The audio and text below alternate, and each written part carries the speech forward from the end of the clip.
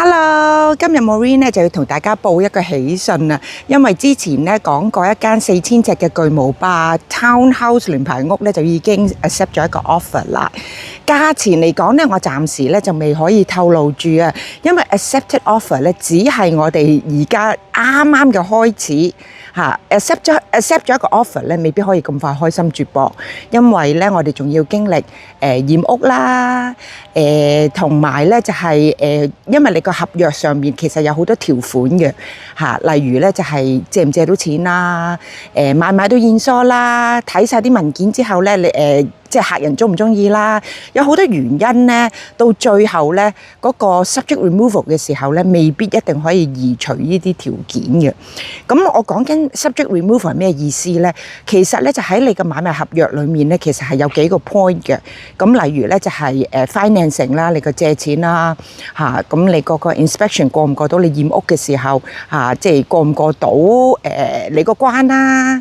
你嗰個現疏買唔買到你合心水嘅現疏嘅價錢啦？因為其實現疏都可以好貴嘅。咁另外咧就係嗰啲，譬如你有 strata 嘅 property， 好似我而家後面呢一類型嘅屋咧，就叫做聯排屋啦。咁咧呢一啲 townhouse 咧係有 strata 嘅，即係管理公司嘅。咁呢啲文件咧，所有嘅買方嘅經紀都應該要去睇啦，睇清楚啦。咁到最後咧，買家 buyers 咧想唔想去移除呢個 subject 咧，就係到 subject removal 嗰日咧先決定到啦。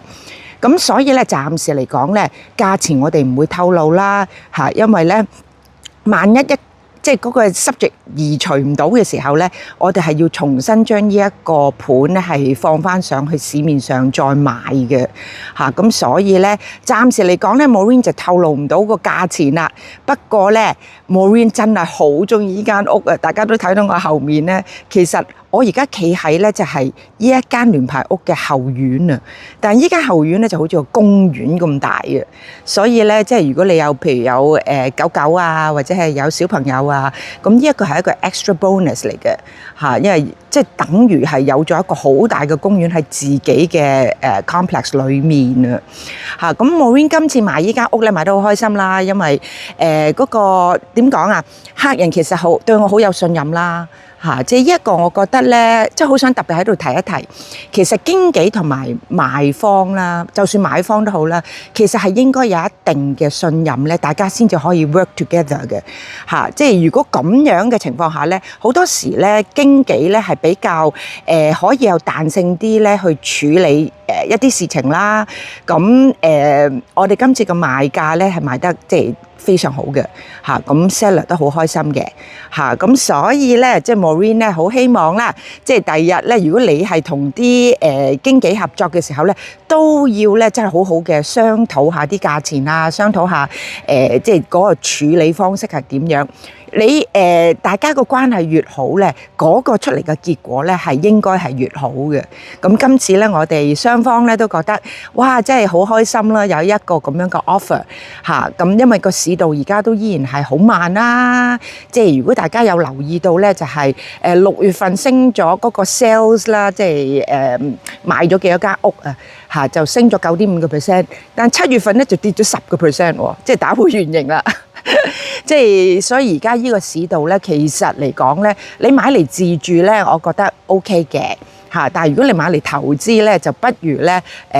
諗清楚先嚇，究竟自己有冇其他方法可以賺到一個回報咧？咁樣雖然 Maureen 有好多朋友都話，你係咪賭自己米咧？其實 Maureen 唔係賭自己米，而係咧我都覺得即係大家辛苦揾嚟嘅錢咧，有陣時咧都真係需要係投資喺一